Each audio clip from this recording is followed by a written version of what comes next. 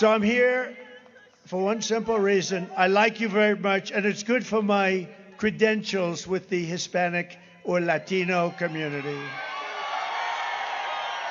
Trump showed up in New Mexico to let supporters know that he's only there to get a couple of pictures with some brown folks because everyone's on his back about that racist rally. He's never been able to fake how much he hates his followers. By the way, isn't that breeze nice? Do you feel the breeze? Because I don't want anybody going on me. We need every voter. I don't care about you. I just want your vote. I don't care.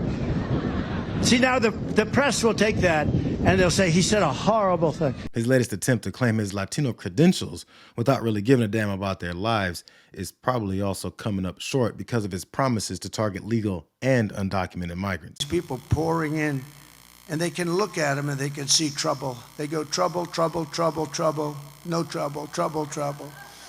They can look at him and they can see good or bad. He just keeps showing everyone the reason that he's unqualified to lead the country.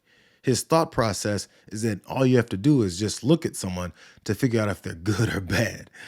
This from the guy that still doesn't think the exonerated 5 are innocent, despite the DNA evidence, because of his original conclusion that they were guilty and deserved the death penalty. That kind of mentality, when it comes to your immigration system, results in talk of mass deportation. President Trump has said we want to start the largest deportation effort in history.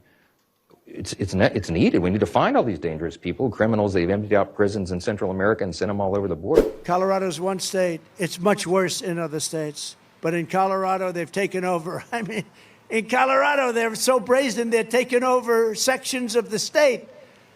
And, you know, getting them out will be a bloody story. We watch him propose these kinds of policies, and when anyone calls it out for what it is, and specifically shows how his promises echo the details laid out in Project 2025, they just deny reality. I took a few notes. Again, they're still pushing the lie about Project 2025. It doesn't matter how many times she says it. Donald Trump did not write it.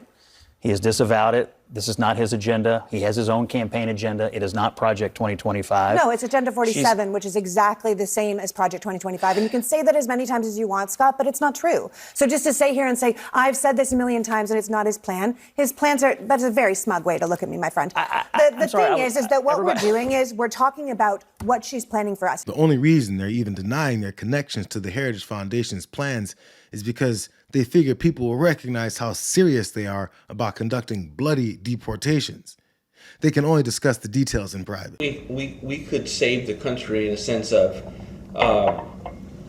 the largest deportation in history. And once that starts, you're going to be winning a debate along the way about what that looks like, right? Yeah. And so that's going to cause us to get us off of multiculturalism just to be able to sustain and defend the deportation, right? If we're going to have legal immigration, can we get people that actually believe in Christianity? Is that something, or do we have to have, are we not allowed to ask questions about Sharia law? So I want to make sure that we can say we're a Christian nation, and my viewpoint is mostly that I would probably be Christian nationism.